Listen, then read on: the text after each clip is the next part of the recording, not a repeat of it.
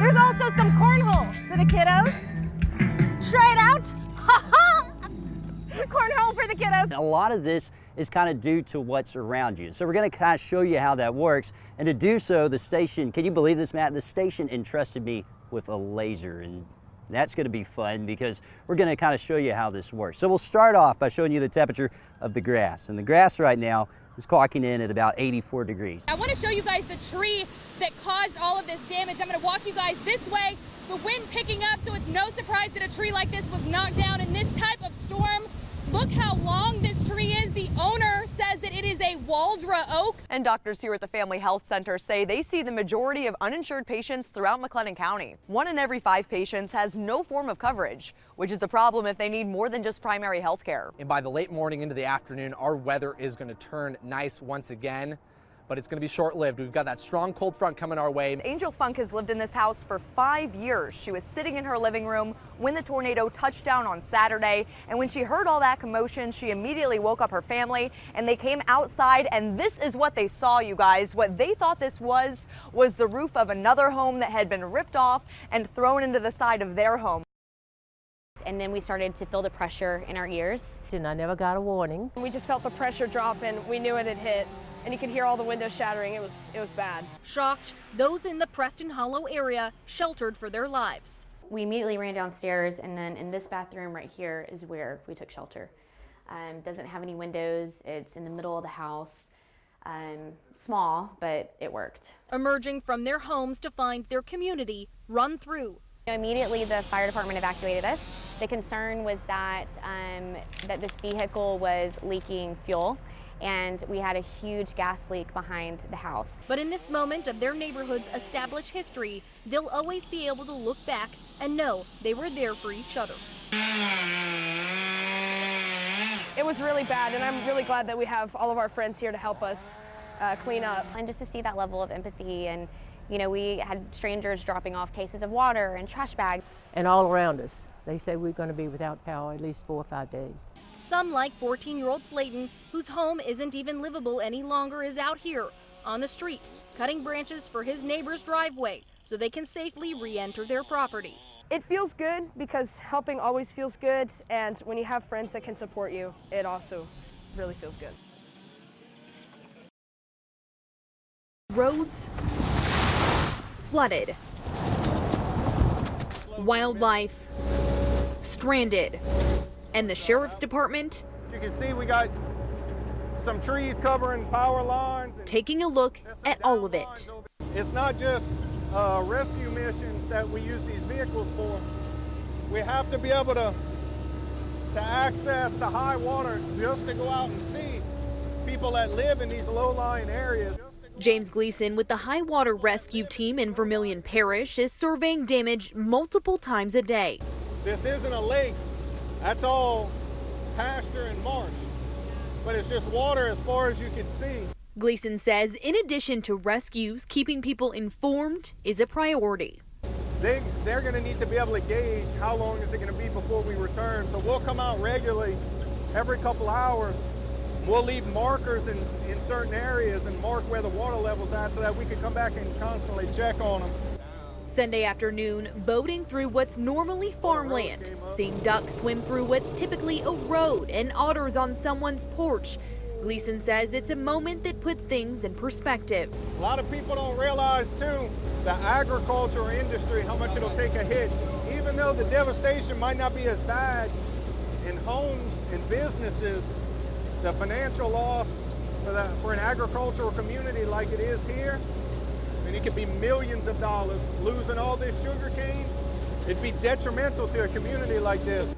So Gleason, along with the rest of the water rescue team, keeps circling, waiting to let people know when they can go back home. In Vermilion Parish, Hunter Davis, Central Texas News Now.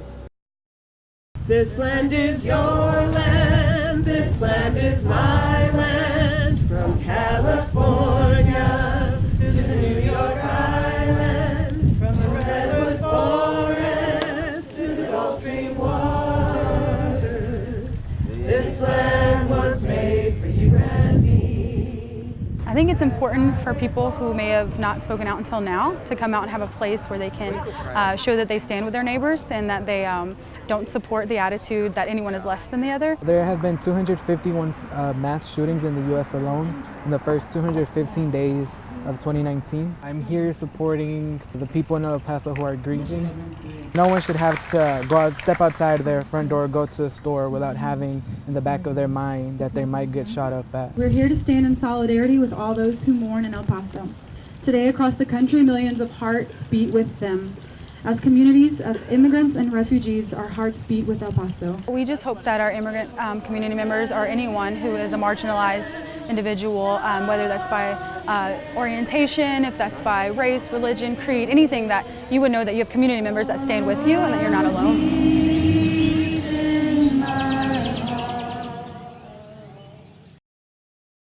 If the eyes are the window to the soul, these peer into the world of Jacob Smith, a bold, bright, and sometimes bizarre place. I like the juxtaposition of having like dark and creepy themes mixed with like pop color and like pop culture. The Sam Houston State graphic design major grew up in Tig, Texas. Small town life gave him roots so his imagination could grow. He got the chance to be himself and grow from the ground up. His parents, Cedric and Billy Smith, were both athletes in high school, but they knew Jacob's interests would run in a different direction. I go in his room one day, and he's got just the beginning of a charcoal drawing of Al Pacino. And I seen that, and I'm like, dude, are you serious? He's like, who is that? I'm like, Pacino, right here. And he's like, oh, I just seen that on Google and thought it'd be cool to draw. Pacino was just the beginning. His prolific color pencils draw the world as he sees it. Watercolors paint an image you can't get out of your mind. To me, it's just like a collage of like all that's going on in my head, if that makes any sense at all. But usually when people ask me like what my art means, it's just stuff that literally just comes to me and I just feel like I need to put it on paper. Drawing is like breathing. And the kid who loved to climb trees is now climbing mountains of possibility. You're 19 years old, yeah, and I look at your work, and it's incredible. It's very deep, it's beautiful. Ever since like I started drawing, I felt like my mind was being opened up more. It kind of just tested my limit, just made me see what I could do. There's no 10-year plan or big dream, just a passion to create more and reflect a world that isn't just black and white. He's heavily influenced by music and is intentional with every stroke. The art is such an open-minded and free way of expressing yourself, so I feel like everyone can relate to that in a sense. Tell me just how proud you are of Jacob. Well, that's hard to put into words. Just proud. Yeah. Just proud of him. As parents, to see our kids thrive at something at the level that he's at is really amazing. They'll be behind him throughout the journey as he paves his own way with faith and confidence that anything is possible. And Jacob says he's patient about the process. For me, I'm like a shy and quiet person, so like art really helps me speak out, I guess you could say. And find your voice. Yeah, for sure. He makes the guitar talk. He's the first person that I've seen pick up a guitar and start biting the strings or playing it with his teeth. And I was like, what? I said, okay. I said, I see. Man, it's live, good music. High energy is fun. I think it is a natural talent. It's God-given, natural and God-given, and he got it.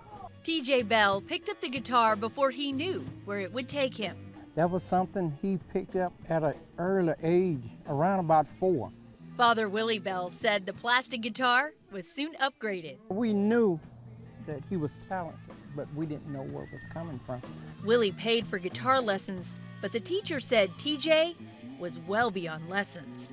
Blues, jazz, and gospel were early influences. Every other record that was played in the car was Sam Cooke. At 8 years old, he saw Waco musician Classy Ballou perform. It hit the nail on the head for me at 8 years old. When I saw him, I was like, yeah, that's what I want to do. And that's it. And ever since then, I just never looked back. 10 years later, he played his first gig at Lakeside Tavern with the rock band at McLennan Community College. I think that was a really cool night just to see the crowd's reaction to, You know, the way I performed that night, I thought it was really cool. I didn't know that I would be accepted like that. Another band of gypsies includes drummer Gary Fuda, who played in USO tours while enlisted. The feel of the whole band together, clicking. I mean, it's being in the groove. They picked up the Band of the Year award in 2018, and TJ was named Best Guitarist in Waco's Groovy Awards. There's nothing else that makes me happier than playing music. And, you know, just to make somebody else smile, to see somebody else's smile is like awesome. And I feel that that is my, you know, kind of like my goal is just to bring as many smiles to the world as, you know, that I can. TJ channels all the greats, but bandmates say he can add his own name to the list. Like every time I talk to people, they say, oh, it's TJ the Jimi Hendrix guy. Oh, it's Jimi Hendrix, it's Jimi Hendrix. It's like, no, this is TJ Bear. Like, this is somebody for himself. This is somebody who has worked hard to get to where he's at. TJ hopes to travel the world with his guitar and good roots. It's showing people that you never give up. You never give up. Where there's a will, there's a way.